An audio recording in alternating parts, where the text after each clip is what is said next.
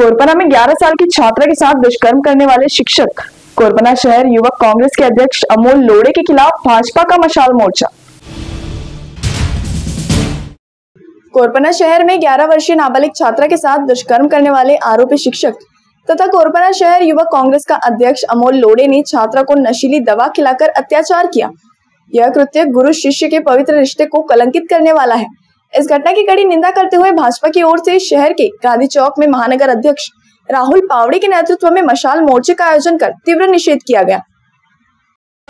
युवक काँग्रेसचा अध्यक्ष बलात्कारी नराधाम अमोल लोड़े यांच्या निषेधार्थ त्याला फाशी जायला पाहिजे यांच्या निषेधार्थ आज मशाल मोर्चाचं आयोजन करण्यात आलेलं होतं।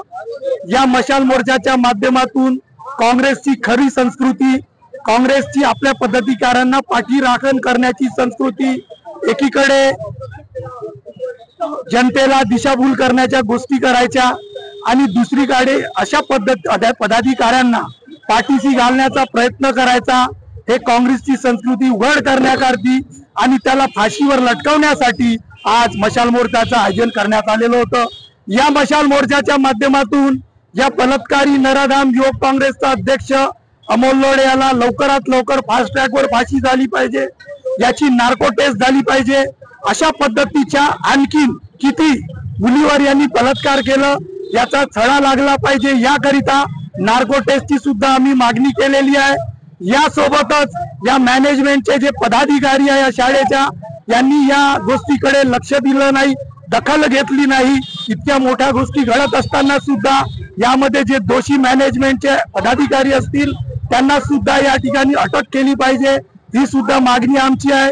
यासोबतच ज्या मेडिकल मधून गुंगीचं औषध नेहमी हा नराधाम युवक काँग्रेसचा अध्यक्ष एक शिक्षक करत होता, ते कोणत्या मेडिकल मधून या गुंगीचे औषध त्याला मिळत होते, अशा मेडिकलचा परवाना व त्या मेडिकल मालकांना सुद्धा अटक व्हावी, याकरिता सुद्धा आमची मागणी आहे। यासोबतच हा खटला उज्ज्वल निकमजी यासारख्या प्रसिद्ध विधी तज्ञाकडून चालावा व लवकरात लवकर या नराधमाला फाशी व्हावी, याकरिता नारी शक्तीच्या माध्यमातून संपूर्ण जिल्हाभरात सामाजिक संघटनेच्या माध्यमातून एक नारी शक्तीचा आवाज आम्ही बुलंद करणार आहोत। आणि जोपर्यंत या नराधमाला आणि जे काँग्रेसचे नेते या नराधमाला पाठीशी घालण्याचा प्रयत्न करताय, जोपर्यंत या नराधमाला फाशी होणार नाही तोपर्यंत आम्ही स्वस्थ बसणार नाही।